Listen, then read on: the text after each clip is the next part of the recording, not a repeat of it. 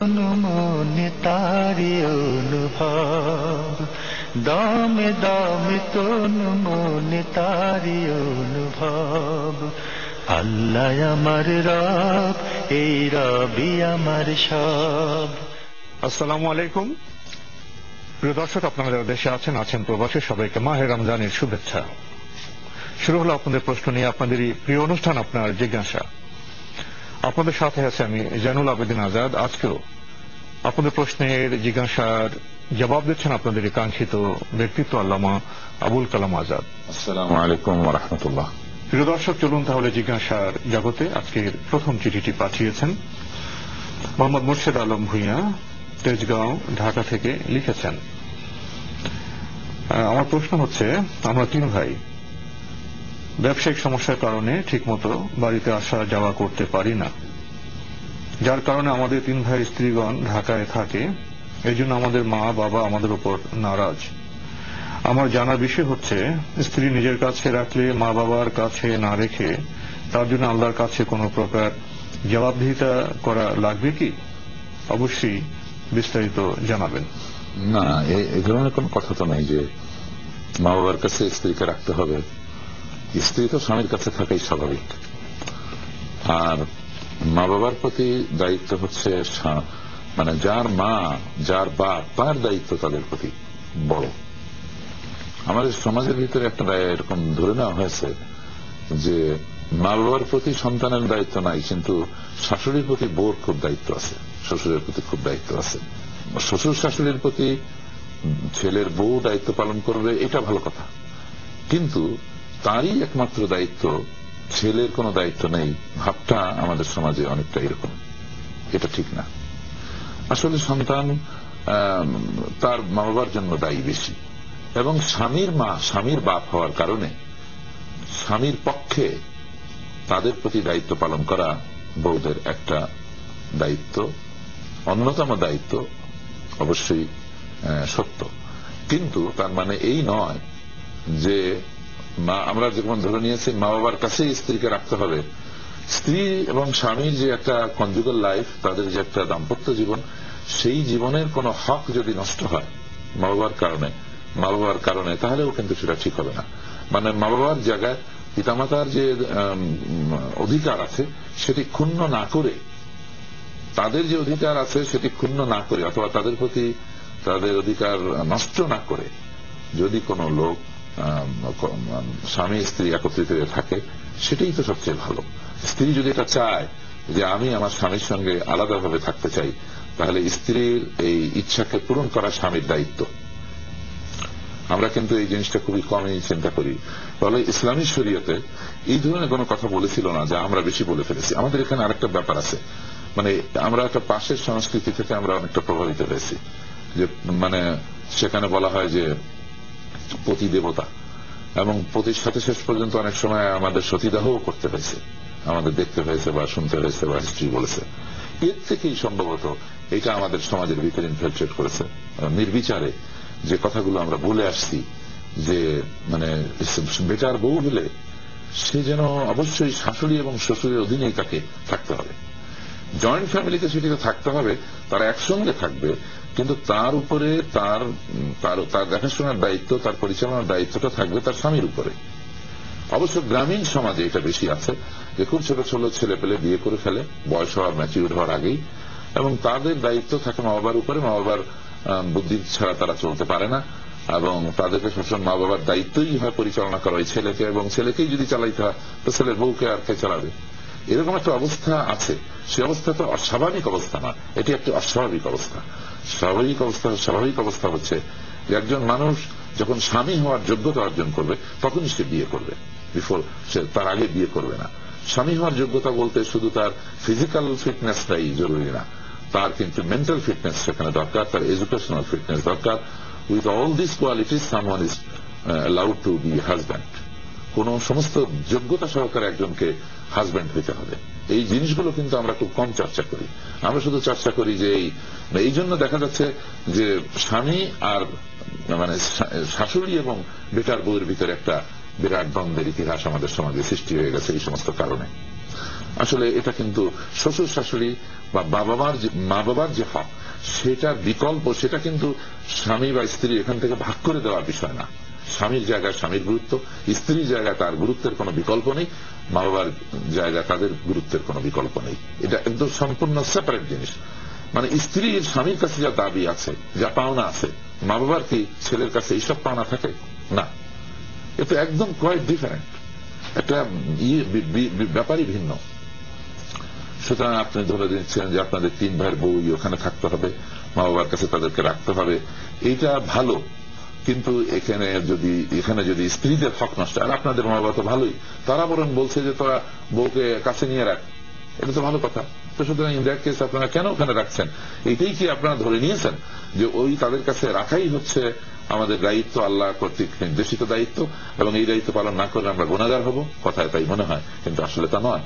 আপনি বরং আপনার স্ত্রীকে নিয়ে থাকুন, মা বাবার দেখাশোনার ক্ষেত্রে কোনো ত্রুটি করবেন না, তাদের যে হক আছে সেগুলো অবশ্যই দেবেন, এবং স্ত্রীর হক নষ্ট করা যাবে না, স্ত্রীর হক তাকে পুরোপুরি দিতে হবে। প্রিয় দর্শক, এবারে চিঠিটি পাঠিয়েছেন জান্নাতুল ফেরদৌস ফাতেমা খাদিজা আয়েশা। লিখেছেন, রোজা বা সাওম করার ফলে জান্নাতে আল্লাহর সাক্ষাৎ বা দিদার লাভ করা যায় কি? জি জি জি জি অবশ্যই এটা দেখা যায়, এবং আল্লাহ সুবহানাহু ওয়া তাআলা রোজাদারদের অনেক ফজিলতের কথা বলেছেন। মানে হাদিসের মধ্যে রাসূলুল্লাহ সাল্লাল্লাহু আলাইহি ওয়াসাল্লামের মাধ্যমে আমরা জানতে পেরেছি যে রোজাদারদেরকে আল্লাহ সুবহানাহু ওয়া তাআলা একটা আলাদা এন্টারটেইন করবেন। এমন অবস্থা হবে যে সবাই হিসাব নিকাশে ব্যস্ত, কিন্তু রোজাদারদের আলাদা একটা নিজের দরজাই থাকবে, সেই দরজা দিয়েই তারা প্রবেশ করবে। দিস ইজ মানে এটা একটা বিশেষভাবে রোজাদারদের জন্যই করা হয়েছে, তারা ছাড়া এটা স্পেশাল। এবং এখানে আর কারো কোন এন্ট্রান্স থাকবে না এই দরজা দিয়ে। আপনি বলেন রোজাদারদের কত বড় একটা সম্মান আল্লাহ সুবহানাহু ওয়া তাআলা দিয়েছেন। এবং সবাই যখন হিসাব নিকাশে ব্যস্ত, রোজাদার তখন যে জান্নাতের ভিতরে বসে আছে এবং তাদের কোনো হিসাব নিকাশই নাই, এই কথাও কিন্তু আছে। এবং রোজাদারদেরকে আল্লাহ সুবহানাহু ওয়া তাআলা বিশেষভাবে এন্টারটেইন করবেন, কেননা যে তারা আল্লাহর সন্তুষ্টির জন্য খানাপিনা ছেড়ে দিয়েছিল, এই জন্য তাদেরকে আল্লাহ সুবহানাহু ওয়া তাআলা ওই দিন একটা বিশেষ মেহমানদারি করবেন। তাদের সম্মানে আল্লাহ সুবহানাহু ওয়া তাআলা একটা ভোজ দেবেন, একটা ডিনার দেবেন, অথবা একটা লাঞ্চ দেবেন, যেটা রোজা রাখার কারণে তাদের পাওনা হবে আল্লাহর কাছে। সুবহানাল্লাহ। মানে আল্লাহ তাদের হোস্ট হবেন, তারা আল্লাহর গেস্ট হবে। This much we can say. তাহলে একটা বিরাট ফজিলতের কথা। আপনারা লিখেছেন, সিয়াম ব্রত পালনের ফলে মানব দেহে শয়তান চলাচলের রাস্তা সমূহ নিস্তেজ ও অকর্মণ্য হয়ে পড়ে। এই কথাটা, এই ল্যাঙ্গুয়েজটা কোথেকে আসছে আমরা ঠিক বলতে পারবো না, তবে এটা ঠিক যে অন্য একটা হাদিস আছে যে শয়তানকে বন্দী করা হয়, এই যে কথাটি আছে সেটা আপনি হয়তো তার ব্যাখ্যা এইভাবে কেউ করে থাকবেন, সেটা হয়তো আপনি বলছেন ভাবধারায়, তো সেইভাবে হতে পারে, নাও হতে পারে, আল্লাহ ভালো জানেন। আপনারা সবশেষে লিখেছেন, কোন বান্দা আল্লাহর রাস্তায় একটি সিয়াম পালন করবে, তদ্বারা আল্লাহ তাকে জাহান্নামের অগ্নি থেকে 70 বছরের রাস্তা পরিমাণ দূরবর্তী স্থানে রাখবেন, এই কথা ঠিক? ঠিক হুবহু এই বর্ণনাটি কোন সহিহ হাদিস আছে বলে আমরা জানি না, তবে একটা জিনিস তো সত্যই যে 70 যে সংখ্যাটি বলা হয়, এই সংখ্যাটি আসলে ইসলামে ওখানে মানে আরব দেশীদের ব্যবহারে বেশি বেশি ছিল। 70 বলতে অগণিত বোঝানো হয়তো, মানে অসংখ্য বোঝানোর জন্য 70 বলা হতো। তারপরে এই কথা বিশ্বাস করতে কোনো দোষ নেই যে রমজানের রোজা যারা রাখবে তাদের সঙ্গে জাহান্নামের সঙ্গে দূরত্ব সৃষ্টি হবে, এবং যে কোনো ইবাদত বন্দেগীর দ্বারাই কিন্তু সেটা সত্য। মানে আল্লাহর আনুগত্যের দ্বারা জাহান্নামের সঙ্গে মানুষের দূরত্ব সৃষ্টি হয়, আর আল্লাহর অবাধ্যতার দ্বারা জাহান্নামের সঙ্গে মানুষের নৈকট্য সৃষ্টি হয়, মানে কাছাকাছি চলে যায়। প্রিয় দর্শক, এবারের চিঠিটি পাঠিয়েছেন বগুড়া থেকে মোহাম্মদ আবু হুমায়দ। লিখেছেন, আমি আপনার জিজ্ঞাসা অনুষ্ঠানের একজন নিয়মিত শ্রোতা। এটি আমার প্রথম চিঠি এবং এই অনুষ্ঠান পরিচালনার জন্য এনটিভি কর্তৃপক্ষকে ধন্যবাদ। আপনাদের দীর্ঘ জীবন কামনা করি। প্রশ্ন করেছেন, দেশ পরিচালনার জন্য পবিত্র কোরআনের বিধান চালু করার জন্য কেউ জাতীয় সংসদে প্রার্থী হলে জনগণ তাকে ভোট না দিলে জনগণ সেই জন্য দায়ী হবে কি, অর্থাৎ গুনাহ হবে কি? প্রথমত এই যে দোয়া করার সময় আমরা যখন বলি যে আপনাকে আল্লাহ দীর্ঘ আয়ু দান করুন, এই কথাটিকে একটু আরো বেশি ভালো করে করার দরকার আছে। ইসলামাইজেশন অফ দিস ইনভোকেশন, মানে এই দোয়াকে ইসলামাইজ করা যায়, এটা কিন্তু একটু সেকুলার টাইপের দোয়া, জানলে আপনাদের দীর্ঘায়ু দান করুন বা আমরা দীর্ঘায়ু কামনা করি, এটা ভালো কথা। কিন্তু এটাকে ইসলামাইজ করতে হলে বলতে হবে যে আপনাদের সুন্দর জীবন কামনা করি, হায়াতে তাইয়্যিবা, হ্যাঁ, তার মানে নেক জীবন কামনা করি, আপনাদের যে পবিত্র জীবন কামনা করি। হায়াতে তাইয়্যিবা মানে পবিত্র জীবন, আপনি ঠিক বলেছেন। এইভাবে যদি দোয়া করা হয় সেটা কিন্তু ভালো, কারণ জীবন লম্বা হইলে, যদি মানুষের জন্য যে মানুষ ক্ষতিকর, তার জীবন লম্বা হওয়া মানে মানুষের বিপদ বাড়া। আর যেই মানুষ মানুষের জন্য উপকারী, কল্যাণকর, তার হায়াত মানে সেটাই হলো পবিত্র জীবন, যে আল্লাহর অনুগত বান্দা, তার হায়াত বাড়ে। এটা হলো একটা জিনিস, আমি ফর ইনফরমেশন বললাম। এবার এই জায়গায় আপনার দোয়া করার জন্য আমরা আপনার জন্য দোয়া করছি, আল্লাহ আপনাকে হায়াতে তাইয়্যিবা দান করুন। দ্বিতীয় কথা হচ্ছে যে ভোটারের দায়িত্ব কি। এই ভোটারের দায়িত্ব সম্পর্কে কোরআন মজিদে আল্লাহ সুবহানাহু ওয়া তাআলা বলছেন, আমভাবে বলছেন, শুধু ভোটারকে না, মানে মানুষের দায়িত্ব এই সব ক্ষেত্রে কি হবে। আমানত, ভোট হচ্ছে একটি আমানত। এটা অন্যান্য আমানত বলতে যেসব জিনিস বুঝায়, ভোট তাদের ভিতরে একটি জিনিস। তো ইন্নাল্লাহা ইয়া'মুরুকুম, আল্লাহ নির্দেশ দিচ্ছেন তোমাদেরকে, আন তুআদ্দুল আমানাতি ইলা আহলিহা, যে তোমরা আমানতকে যথাযোগ্য স্থানে রাখবে, যে খেয়ানত হবে না, যেখানে সেখানে রাখো, সেই জায়গায় রাখতে বলা হয়েছে। যেখানে আমানতের হেফাজত হবে সেখানে রাখো। এর দ্বারা স্পষ্ট বোঝা যায় যে যারা নাকি সততা, নৈতিকতা এবং আল্লাহভীরতা এইসব গুণে যারা এগিয়ে আছেন, আমরা যদি সেই ধরনের কোন ক্যান্ডিডেট পাই, তার মোকাবেলায় অন্য কোন ক্যান্ডিডেটকে ভোট দিলে আমানতের খেয়ানত হবে, আর এই ক্যান্ডিডেটকে ভোট দিলে আমানতের হেফাজত হবে। এই হচ্ছে দৃষ্টিভঙ্গি ইসলামের।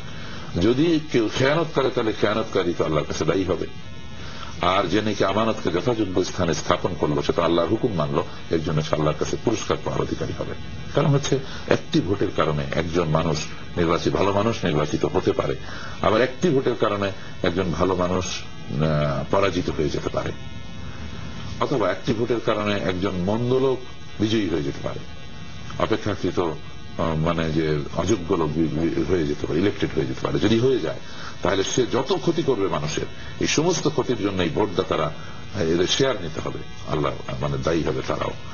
ঠিক সিমিলারলি, তারা যদি একজন যোগ্য প্রার্থীকে নির্বাচিত করে, যোগ্য প্রার্থী বলতে আমরা বুঝতেছি দুটো যোগ্যতা, একটা হচ্ছে ওয়ার্ল্ডলি এফিসিয়েন্সি, আর একটা হচ্ছে স্পিরিচুয়াল এফিসিয়েন্সি, নৈতিক ভাবে।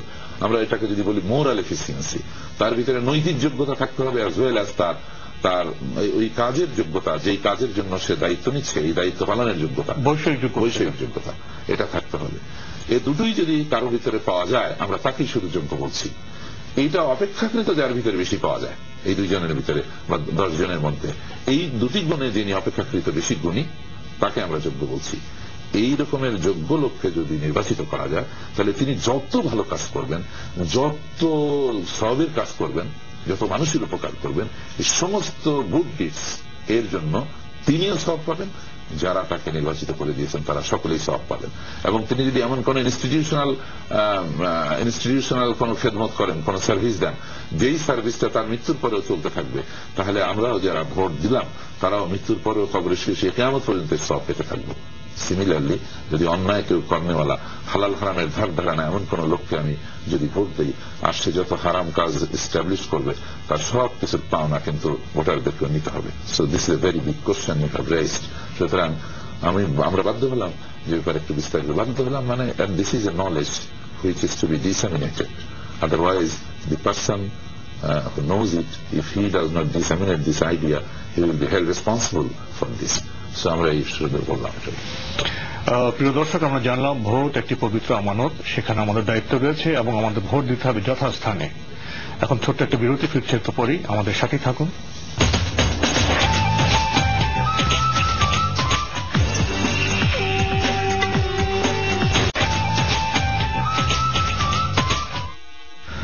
ভাই আবু হুমায়দ, আপনি আরো লিখেছেন, খতমে তারাবির নামাজ পড়ে হাফেজ সাহেবগণ যে টাকা নেন, সেটি ইসলামে বৈধ কি?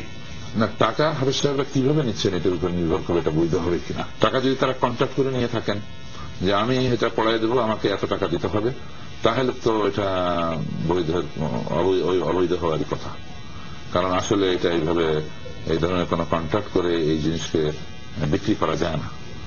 তো বলে আতাশতারু বিআয়াতি সামানান কালিলা, যে অল্প মূল্যে তোমরা আমার আয়াতগুলোকে বিক্রি করো না, এই দায়ে তারা দায়ী হয়ে যায়। তো সুতরাং সেইভাবে তো যদি নেন তাহলে সেটা দোষ হবে। আর যদি এই হয় যে there was no contract in between two parties, এখানে কোন পার্টি ছিল না, এবং তারপরে এমনিতে তারা হাফেজ সাহেব কোরআনের হাফেজ হিসেবে তাকে সম্মান করেছেন অথবা তাকে ভালোবেসে হাদিয়ে দিয়েছেন, তার যত টাকাই দিক, এই টাকা নেওয়া হাফেজ সাহেবের কোন দোষ হবে না। মানে আমরা মনে করি যে হাফেজ সাহেব কোনো টাকাই নিতে পারবে না, হাফেজ সাহেব না খেয়ে মরুক, কারণ তিনি যে হাফেজ তার তো খাওয়াই উচিত না, এরকম একটা মনে করি। এটাই হলো হাফেজের জন্য সবচেয়ে, তাহলে খুব আল্লাহ আল্লাহ হাফেজ, যে না এটাও ঠিক না। মাঝখান দিয়ে থাকতে হবে সবসময়। ওই দিকে যারা চলে যাচ্ছেন তারাও ঠিক না, সেই দিকে যারা চলে যাচ্ছেন তারাও ঠিক না। আসল ব্যাপারটা হচ্ছে যে হাফেজ সাহেব টাকা নিতে পারে, অবৈধ পন্থায় না নিলেই হলো। আর অবৈধ পন্থার ভিতরে এইটা হলো একটা পন্থা, যেটা আমরা বললাম যে এটা যদি কন্ট্রাক্টের এগেনস্টে নেওয়া হয় তাহলে সেটা ঠিক না।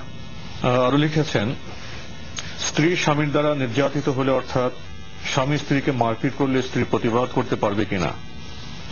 স্ত্রী প্রতিবাদ করতে গিয়ে স্বামীকেও মারপিট করলে স্ত্রীর অপরাধ হবে কিনা বা স্ত্রীর গুনাহ হবে কিনা? না, মারপিট করলে তো ওনারও গুনাহ হবে, এনারও গুনাহ হবে। যেই মারপিট করে তার গুনাহ হয়, মারপিট যেই করুক তার গুনাহ হয়, সে স্বামী হোক আর স্ত্রী হোক। আর প্রতিবাদ তো করা যাবে, আত্মরক্ষা করার সকল অনুমতি আল্লাহ তাআলা দিয়েছেন। সুতরাং আপনাকে যদি মারতে আসে, if you are in a position to protest it, থেকে যদি মানে আপনি আত্মরক্ষার জন্য যদি কিছু করেন, ইউ ক্যান ডু ইট। তো এখন ব্যাপারটা হলো যে স্বামী স্ত্রীর ভিতরে এই সম্পর্ক হলে তার কতক্ষণ থাকা যায়? এই ধরনের সম্পর্ক হলে তো দুইজন লোক যাদের রাত্রে আলাদা আলাদা বাড়িতে থাকতে হবে তাদের ক্ষেত্রে এটা মেনে নেওয়া যায়, কিন্তু একই বাড়িতে একই ঘরে যদি থাকতে হয়, একই ছাদের নিচে, তাহলে এই দুইজনের সম্পর্কে এরকম হলে চলবে কি করে? সেটা তো চলতেই পারে না, অচল হয়ে যাবে। তো এটা এই জন্য আপনার কথায় আমরা সঙ্গে একমত পোষণ করলাম যে অবশ্যই স্বামী স্ত্রীকে প্রহার করবে না, স্ত্রী ও স্বামীকে প্রহার করবে না। সবশেষে লিখেছেন, রহমান, রহিম, করিম এগুলো আল্লাহর গুণবাচক নাম, এগুলো মানুষের নাম রাখলে আব্দুল রহিম বা আব্দুল করিম বলতে হয়। আমার প্রশ্ন হলো, আমি যদি আব্দুল না বলি তাহলে গুনাহ হবে কি? কিছু কিছু নামের ক্ষেত্রে হয়, যেমন আব্দুল্লাহ, এটা আব্দুল আল্লাহ ধরে নেন, আব্দুল আল্লাহ এটাকে ধরে নেন। আব্দুল রহমান যদি বলেন তাহলে আব্দুল আল্লাহর জায়গায় যদি তার আল্লাহ বলা হয় তাহলে গুনাহ হবে। কিন্তু কিছু কিছু নাম আছে যেটা বান্দার ক্ষেত্রে প্রযোজ্য হয়, যেমন রাসূলুল্লাহ সাল্লাল্লাহু আলাইহি ওয়াসাল্লামকে আল্লাহ তাআলা কতগুলি উপাধিতে ভূষিত করেছেন। লাকাদ জাআকুম রাসূলুম মিন আনফুসিকুম আজিজুন আলাইহি মা আনিতুম হারিসুন আলাইকুম বিল মুমিনিনা রাউফুর রহিম। এই যে রাউফ রহিম, বিল মুমিনিনা রাউফুর রহিম, মুমিনদের প্রতি তিনি রাউফ, তিনি রহিম, এটা কিন্তু আল্লাহর নাম, রাউফ এবং রহিম। তার মানে কিছু গুণবাচক জিনিস আছে যে এই গুণগুলি আল্লাহর আছে এবং বান্দারও সেই গুণগুলি থাকতে পারে।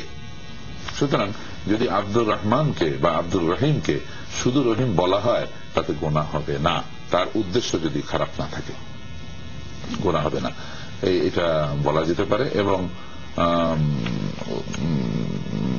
কিছু কিছু নাম আছে যেগুলো মুহাক্কিকিনরা বলেন যে সেই নামগুলোকে অবশ্যই আব্দ দিয়েই বলতে হবে।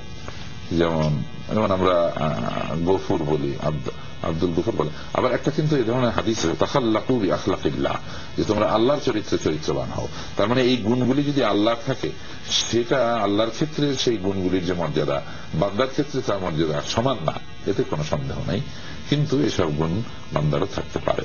সুতরাং আপনি যে নামগুলোর কথা উল্লেখ করেছেন, এগুলো যদি শুধু রহিম করিম বলা হয় তাতে গুনাহ হওয়ার কোনো কারণ নেই। প্রিয় দর্শক, এবারে চিঠিটি পাঠিয়েছেন শম্পা হাসান সুমি, নড়িয়া শরীয়তপুর থেকে। আগের চিঠি আরো প্রশ্ন করেছেন, মাঝে মাঝে আমাকে একদিনে 3 বার গোসল করতে হয়, কারণ গোসল না করে নামাজ পড়তে পারবো না। দিনে 3 বার গোসল করতে আমার অনেক খারাপ লাগে। আমার বাত জ্বরের সমস্যা আছে, ডাক্তার আমাকে পানি কম ধরতে বলেছেন। এই অবস্থায় আমি গোসল ছাড়া কিভাবে নামাজ পড়বো, জানালে খুশি হব। আচ্ছা, তাহলে আপনি তায়াম্মুম করে নামাজ পড়বেন। যেখানে ডাক্তার আপনাকে পানি ব্যবহার করতে নিষেধ করেছে, আপনার বাত জ্বর আছে, সুতরাং এখানে যদি আপনার গোসল ফরজ হয়ে যায়, আর সেটা আপনি কেন গোসল করছেন আমরা কিন্তু তা জানি না, যদি এটা স্বামী স্ত্রীর মেলামেশা জনিত কারণে হয়ে থাকে তাহলেই কেবল আপনার গোসল ফরজ হবে। আর তা যদি হয়ে থাকে, সেক্ষেত্রে যদি আপনি এই গোসল করলে আপনার ক্ষতি হয়, তাহলে আপনি তায়াম্মুম করে নিশ্চিন্ত মনে নামাজ পড়বেন। এটা ধরে নেবেন না যে তায়াম্মুম করলে বোধহয় হবে না। তো ফাইল্লাম তাজিদু মাআন ফাতায়াম্মামু সাঈদান তাইয়্যিবা, আল্লাহ বলছেন যে তোমরা গোসল করবে, তবে যদি পানি না পাও, ওযুর ক্ষেত্রে বিশেষ করে এটা বলেছেন আল্লাহ তাআলা, তাহলে তোমরা পাক মাটি দিয়ে তায়াম্মুম করে নাও।